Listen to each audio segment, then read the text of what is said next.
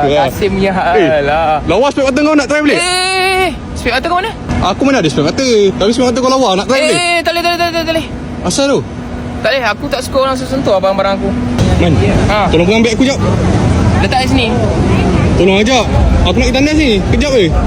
Tak, letak je sini. Tolong pegang jap. Aduh, aku malah pegang barang-barang orang. Aku tak biasa. Aku ni beg pun dah berapa kilo ni. Tak apa kau letak di sini. Kau pergi lah.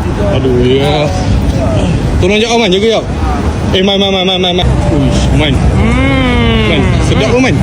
Ngam gak rasa dia. Oi Man, nak asyik sikit boleh tak Man? Kau beli kat dalam. Ni dalam ni ada. Banyak tu Man, aku nak asyik sikit Banyak? Tak ada lah. Kau beli je kat dalam. Tak apa, kau beli je. Aku tak biasalah share-share dengan orang. Ni, kedai ni ada jual ni. Guys. Habis, duduk. Asal? Aku nak select sikit lah. Boleh? Dah, ambil isi baru lah. Itu ada ruangan lagi ni. Dah, ambil isi baru. Aku tak biasa share tempat duduk. Lah mak banyak makanan. Korang order apa je? Ni ada nasi, maklubah, ada shawarma. Yang ni kau makan apa ni? Kambing. Kambing lah. Rasa sikit ni macam ngam ni. Saya. Ambil lah semua. Bang, yang ni lagi satu baru.